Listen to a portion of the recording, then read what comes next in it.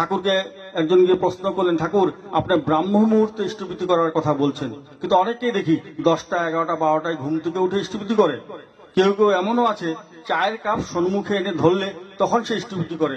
এইভাবে কি ইষ্টভৃতি করা ঠিক?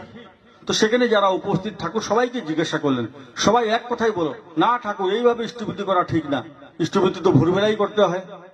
কিন্তু কারোর কথাতেই ঠাকুর খুশি হলেন না। শ্রী বরদা এসে প্রণাম করে বসতে শ্রী বরদাকে ঠাকুর জিজ্ঞাসা করলেন যে সবাই এরকম বলছে, এইভাবে কি ইষ্টভৃতি করা ঠিক? শ্রী বরদা শুনে বললেন, আগে আমার মনে হয় না করার চেয়ে ভালো। কি বললেন? আমার মনে হয় না করার চেয়ে ভালো। এত নেগেটিভের মধ্যেও তিনি কিন্তু সেই পজিটিভ কথাটাই বললেন। অনেকে তো করে না, সে তো 12টাই হোক করছে, এই করতে করতে করতে করতে হয়তো একটা দিন ঠাকুর যেমন চাইছেন সেইভাবে করবে। তাহলে আমরা মানুষের নেগেটিভটা দেখতে যাব কেন?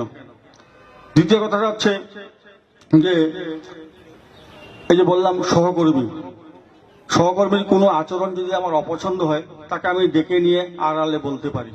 পূজবার দাদার জীবনের একটি ঘটনা, তিনি যখন কলেজে পড়াশোনা করতেন, কলকাতা বদ্রীদাস টেম্পলে তিনি থাকতেন। তো একদিন দুপুরবেলা খেতে বসছেন, এক প্রবীণ ব্যক্তি তিনি খাচ্ছেন, তার খাওয়ার সামনে দিয়ে জুতো পরে হাঁটছেন। একজনের দেখে খুব খারাপ লাগলো। সে তখন সেই ব্যক্তিকে গিয়ে বললেন, ঠাকুরের নাতি বসে ওখানে খাচ্ছেন, তার সামনে আপনি জুতো পরে এইভাবে আসা যাওয়া করলেন? সেই ব্যক্তি খুব অদ্ভুত ভাবে বললেন, ঠাকুর ছাড়া আমি কাউকে চিনি না, ঠাকুরের নাতি টাতি চিনি না। যে বাড়িতে দাঁড়িয়ে কথাটা বললেন সেটা কিন্তু ঠাকুরেরই বাড়ি। পরম পূজ্য দাদা যদি চাইতেন সেই সময় তাকে ঘাট ধাক্কা দিয়ে বের করে দিতে পারতেন। দাদা কিন্তু একটা কথাও বললেন না। কিন্তু 6 মাস পর দেখা গেল দাদা বিছানায় শুয়ে শুয়ে বই পড়ছেন, এবং যে ব্যক্তি বলেছিল ঠাকুর ছাড়া আমি কাউকে চিনি না, দেখা গেল সেই ব্যক্তি পরম পূজ্য দাদার পা টিপে দিচ্ছে। তাহলে 6 মাসের মধ্যে দাদা তার সাথে এমন কি আচরণ করলেন যে সেই ব্যক্তির এতটা পরিবর্তন সম্ভব হলো?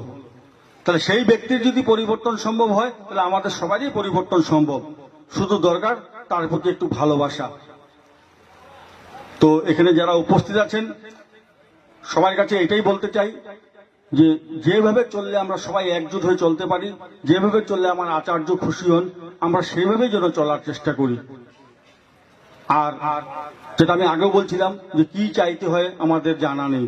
পরম পূজ্যপাদ দাদা একদিন গল্প করতে করতে আমাকে বললেন, জানিস ঠাকুরের এত দয়া আমার উপর, আমার যখন যা প্রয়োজন হয় ঠাকুর ঠিক ব্যবস্থা করে দেন। এই বলেই তখন রাত প্রায় 9:30, হঠাৎ সঞ্জীব মন্ডল তাকে বললেন, সঞ্জীব আমার একটা টেবিল ফ্যান দরকার।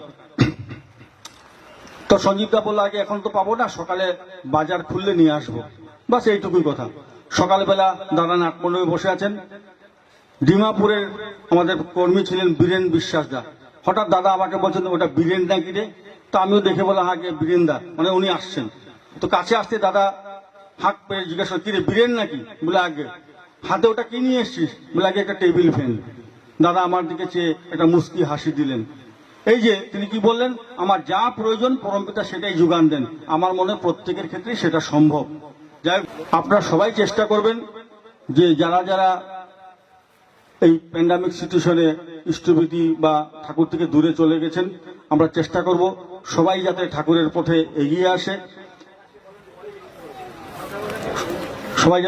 আসে, এবং আমরা যাতে দেওঘর গিয়ে আচার্যদেবকে বলতে পারি, আগে আপনি যে আশীর্বাদ করেছিলেন আমরা সেটা পরিপূর্ণ করেছি।